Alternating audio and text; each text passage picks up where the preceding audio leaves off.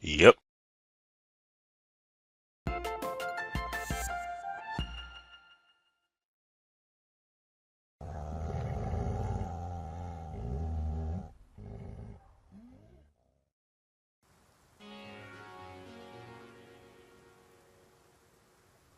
Hey, it's Aaron from GameEnthus. Playing a bunch of Always Sometimes Monsters on the PC. I like it. I'll stop talking now and give you a chance to soak in the exposition, as I always do, or often do.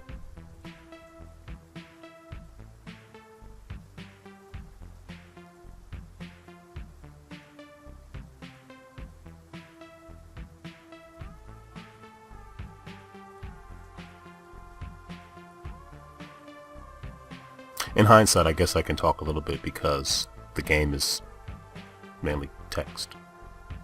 Well, it is text.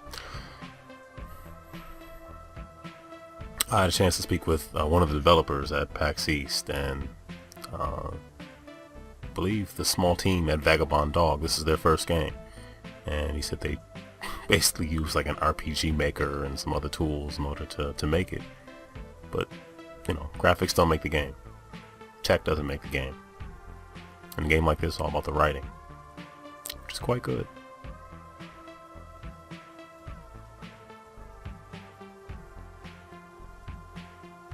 That means angst.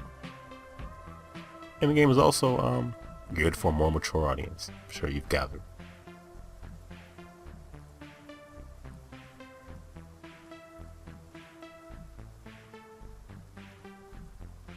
What an interesting chance encounter.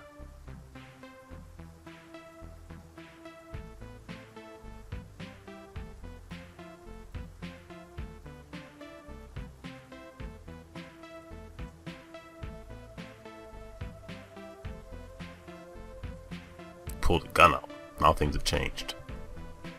But then again, they're armed, so they're not really afraid.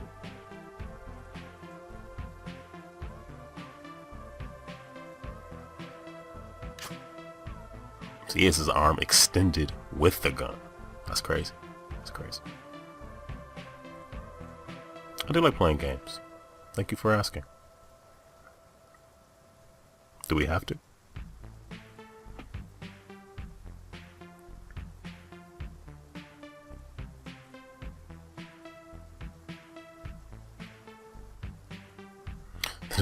One of the developers also told me, I can't remember the gentleman's name.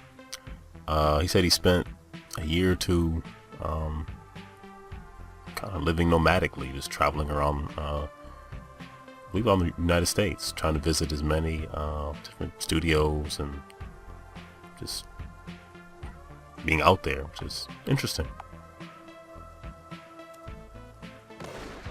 Now that's one way you can play the game, which isn't the preferred method. I think the answer to that question would be no. Let's try this again.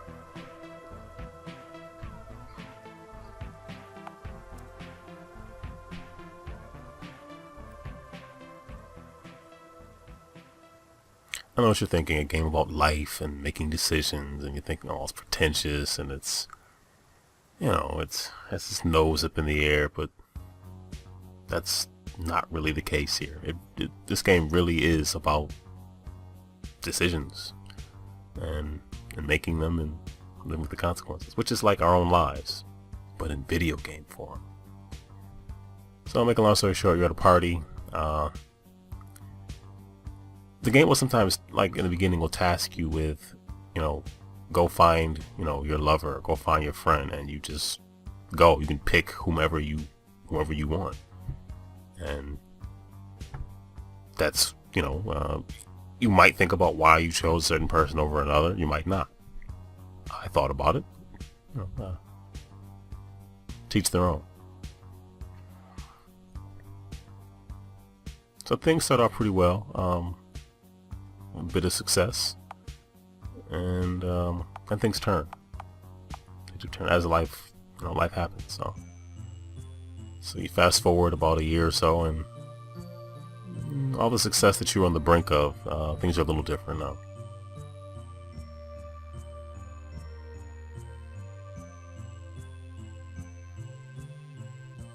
I'm not sure what that means, but so you're in your stinky apartment, and I wish I was able to salvage some other gameplay video I took, but next to the left of the clock, that is actually a Charlie murder poster. Unfortunately, that gameplay footage got deleted. Throughout the game, you'll pick up various indie figures, which represent various, I think you pick up like a Meat Boy, or there's a Commander video ref. There's some references to some other indie game characters, just collectibles you can pick up, which is kind of a nice little shout out. This is your real problem right here. You owe some rent, and it needs to be paid. But your landlord is, well, you'll see. It's an interesting fellow. Your neighbors are equally interesting, let's say. Or, then again, maybe not.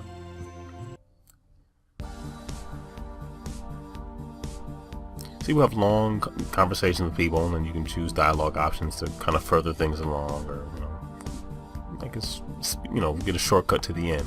It all depends on what you want to do and how you want to respond.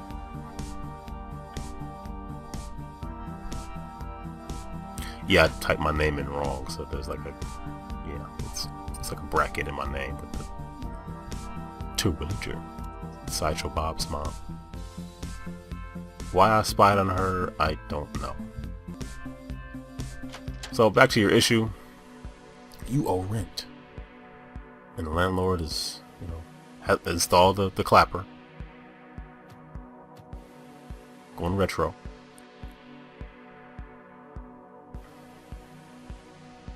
You gotta pay that rent. So you have to make some decisions about how you do that, don't do that, want to do that, etc., etc. Kind of up to you.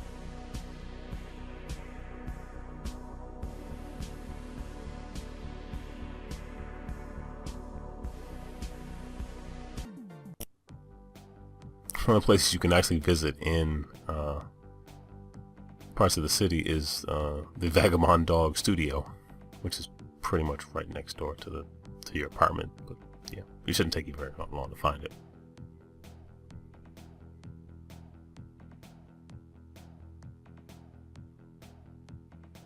They like coffee, huh? I'll write that down. You can also play some of the arcade games. There's an arcade in the town too, but you'll see.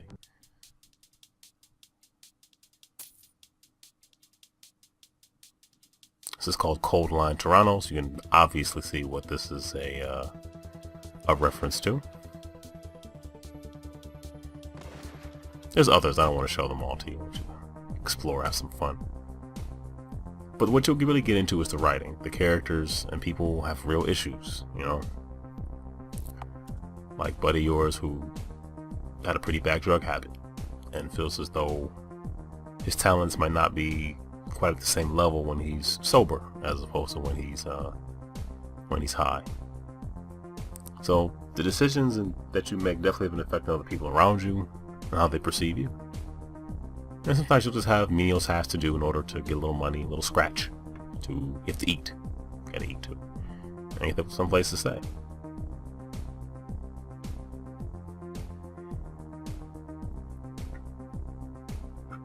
Yeah, long story short, I did it half right and got $50. But one thing I really have not harped on is the stamina meter in the pause menu.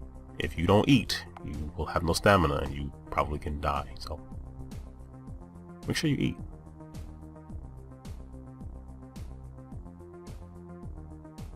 Let's give you another example of some of the decisions that you'll have to make that affect the people around you.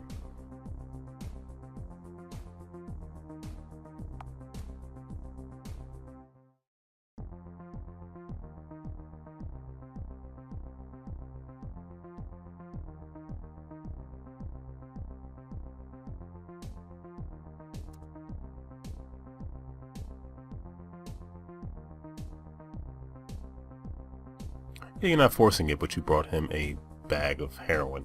That just seems, I don't know, weird. You also pick up odd jobs. You get a job as a newspaper reporter. Freelance. Not something I really expected, but writing is your thing. You'll understand why. Because you start the game off as an author trying to write a book. But yeah, writing is clearly something you're good at.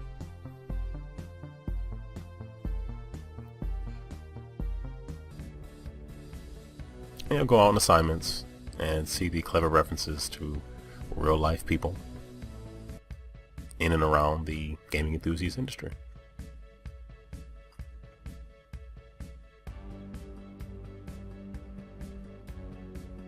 I know it'll come out quarterly, but whatever.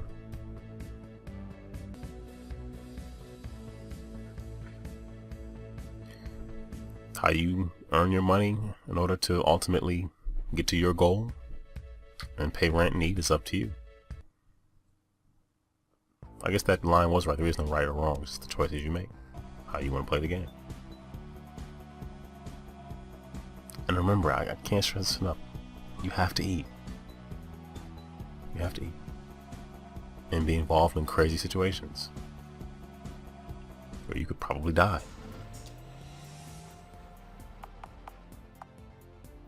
And sometimes you have to do very mundane things in order to earn money, like real life. Like working in a pork factory or a vegan food manufacturing facility. Also, the premise of the game is we all make decisions in life. Sometimes they're good, sometimes they're bad, sometimes we're all monsters. So, I enjoyed it. Leave a comment, there'll be a full write-up underneath the video, there'll be a link. Let me know what you think.